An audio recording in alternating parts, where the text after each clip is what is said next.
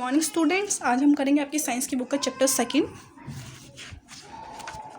Health and hygiene. Health and hygiene हमने complete कर लिया है। ये आपका डिजीज़ एंड जर्म्स तक। आज हम करेंगे page number 18 spread of communicable disease. कल की क्लास में मैंने आपको बता दिया था कम्युनिकेबल डिसीज़ वो डिजीज़ होती है जो आपके आमने सामने बैठने से फैलती है, एक पर्सन से दूसरे पर्सन में फैल जाती है अगर आप उनके कांटेक्ट में आओगे तो। लाइक कोरोना एक कम्युनिकेबल डिसीज़ है, अगर आप कांटेक्ट में आते हो तो आपको भी कोरोना हो सकता है। सेम वही होती है कम्युनिकेबल डिसीज़। अब हम पढ़ेंगे कम्युनिकेबल डिसीज़ को डिफाइन करके।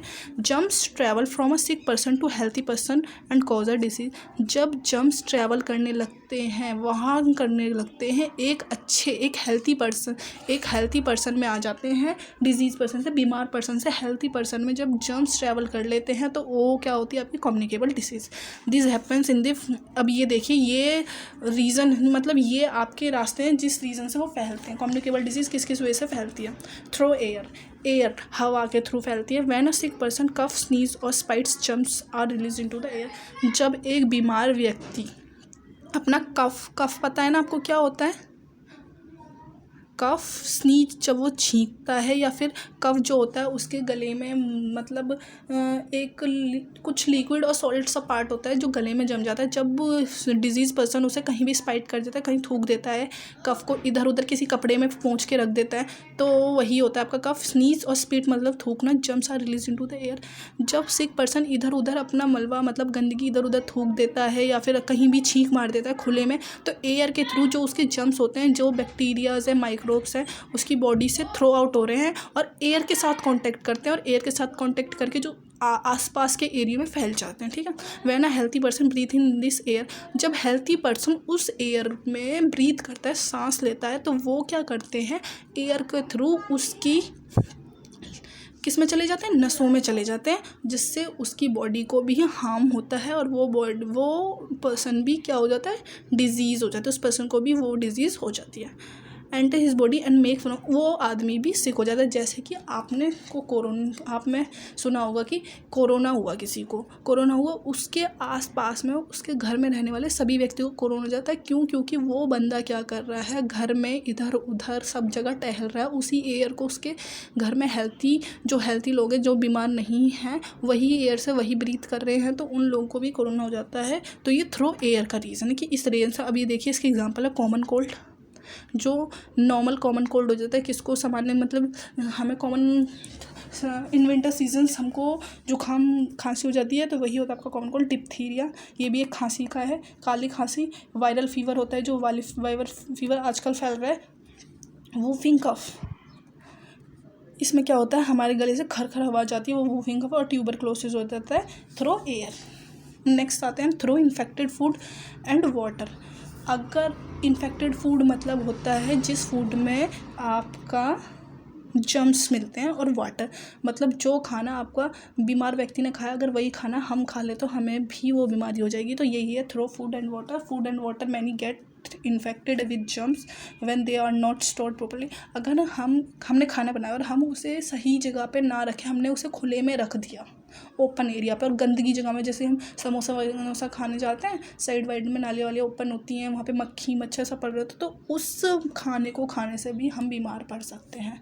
तो यही, और वहाँ पे अगर हमने गोलगप्पे खाए, वहाँ का पानी पी लिया, वहाँ पे मक्खन मच्छी है, तो वो उस पानी में डिजीज़ छोड़ देते हैं, और जो हम पानी पी, हमें ये डिजीज़ हो जाते हैं। फिर डायरिया, टाइफाइड, जॉन्डिस, कोलेरा, ये सब आपके फीवर्स के नेम है, ये आपको हो जाते हैं। और some disease spread through infected, ये जो डिजीज़ है ये आपके through infected food and water से स्प्रेड होते हैं। फिर थर्ड आता है आपका थ्रू डायरेक्ट कॉन्टैक्ट। अगर आप जो बंदा सिक हो रखा है, बीमार हो रखा है, उसके डायरेक्ट कॉन्टैक्ट में आते हो तो आप भी सिक हो सकते हो। ठीक है। देखो, a healthy person can get germ by coming in contact with the infected.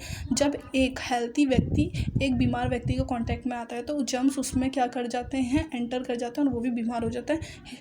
By his clothing और अदर थिंग यूज बाय, अगर आप उसके क्लॉथ यूज़ करते हो, अगर सिक पर्सन ने आप, अगर जैसे देखिए किसी घर में 2 लोग रहते हैं, एक क्या है बीमार हो गया, तो एक जो बीमार है उसके कपड़े किसी दूसरे वाले व्यक्ति ने उसके कपड़े पहन लिए वही बिना धुले, तो आप क्या होगा, दूसरा व्यक्ति भी बीमार पड़ जाएगा। एक एग्जाम्पल, इसका एग्जाम्पल है जो डायरेक्ट कॉन्टेक्ट में आते हैं वो है chicken pox, ringworm, measles. Chicken pox माता वगैरह होती हैं जो छोटे होते हैं वो चिकन पॉक्स होते हैं, रिंगवॉर्म मतलब दाद वगैरह हो जाते हैं, मीजल्स भी हो जाती हैं, और स्प्रेड थ्रू डायरेक्ट कॉन्टैक्ट। ये देखिए, ये जैसे इस बच्चे के छोटे छोटे दाने हो रहे हैं, ये सब फैलने वाली बीमारी है। फिर आएगा आपका थ्रो इंसेक्ट, इंसेक्ट के थ्रू भी होता है, जैसे कि आपकी मक्खी है, मक्खी के थ्रू भी, बी के थ्रू भी आपका ये सब फैलता है। व्हेन ना female anopheles mosquito bites a sick person suffering from malaria, जब मादा एनाफिला मच्छर किसी व्यक्ति को काटती है तो उससे मलेरिया फैलता है। क्या वो क्या करती है, it's the malaria germs along with the sick person blood, जो व्यक्ति बीमार होता है उसके ब्लड में से वो क्या करती है, जो मलेरिया के जम्स होते हैं उन्हें सक कर लेती है, मतलब सक कर लेगी, अपने अंदर एंटर कर लेगी, और देन जब वो दूसरे किसी आदमी को काटेगी, औरत को काटेगी, तो उसमें वो है जो जम्स होंगे अपनी बॉडी से उस ह्यूमन बीइंग की बॉडी में ट्रांसफ़र कर देती है, तो इससे वो दूसरा हेल्थी पर्सन भी क्या हो जाता है, सिक हो जाता है। द मलेरिया जब pass out in the victim blood and make the sick, blood में वो वाले जो माइक्रोब्स होंगे वो फैल जाएंगे, ह्यूमन बीइंग के जो हेल्थी पर्सन होगा उससे क्या होगा, वो व्यक्ति भी बीमार हो जाएगा।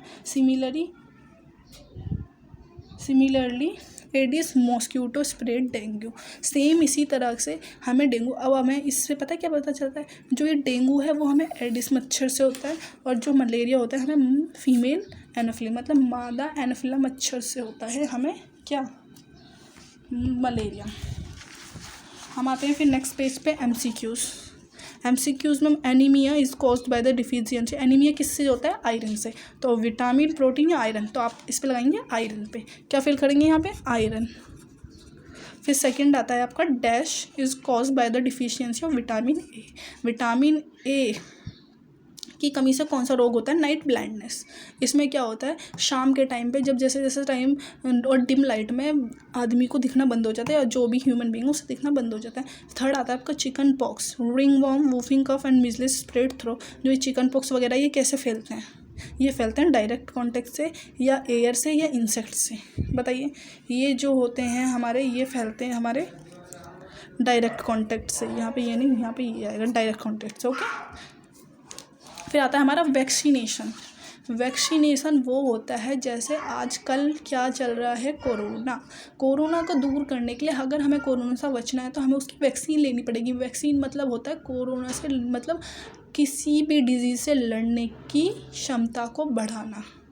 जब हमारी इम्यूनिटी सिस्टम स्ट्रांग होगा तो हम उस रोग से बच पाएंगे, तो यही है वैक्सीन, मतलब प्रतिरोधक क्षमता बढ़ाई जाती है वैक्सीन से। तो this is an effective way of preventing communicable disease, ये एक अच्छा तरीका है कम्युनिकेबल डिसीज़ से बचने का। कम्युनिकेबल डिसीज़ वो होती हैं जो एक आदमी, एक बीमार व्यक्ति से एक अच्छे पर्सन को भी बीमारी कर देती है। तो vaccine are made of small quantities of very weak germs of particular, पता है वैक्सीन कैसी होती हैं, बच्चों को टीका लगाए जाते हैं बचपन, तो पता है क्या उसमें क्या किया जाता है, जो थोड़े जैसे कि उनमें ना पहले से ही वो जम्स बॉडी में एंटर कर दिए जाते हैं थ्रू वैक्सीन, कि वो जो हमारी बॉडी है उस रोग से लड़ने की प्रतिरोधक क्षमता के अकॉर्डिंग बढ़ सके, ठीक है।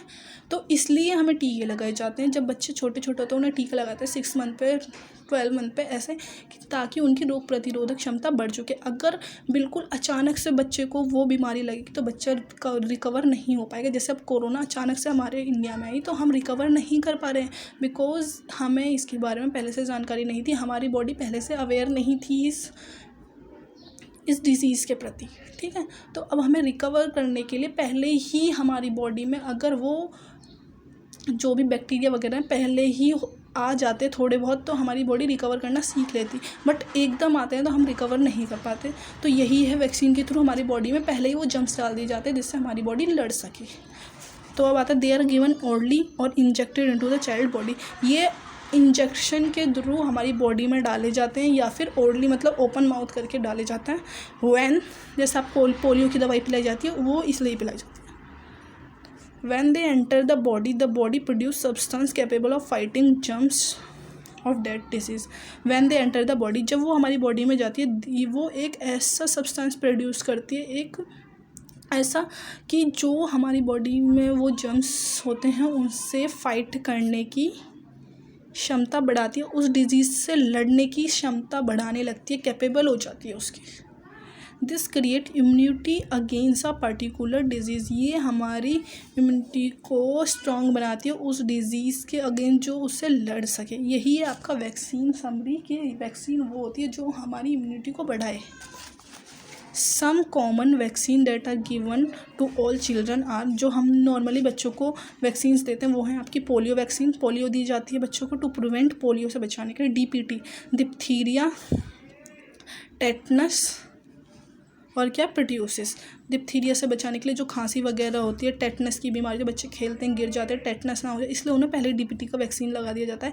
MMR, इसमें मिज़ल्स, मम्स और रूबेला से बचने की वो होती है, ये आपको बच्चों को लगाया जाता है, ठीक है। फिर आता है आपका सेकंड है, वैक्सीन आपका कंप्लीट हो गया।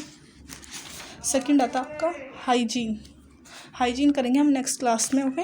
आपको क्या करना है होमवर्क में, ये पूरा all learn read and carefully listen करना। Thank you. कल की क्लास होगी हमारी हाइजीन मतलब आपको पता ही होगा सफाई, तो सफाई के बारे में बताया गया है ये पूरा। कल आपका चैप्टर कंप्लीट हो जाएगा, फिर नेक्स्ट क्लास में इसके क्वेश्चन आंसर।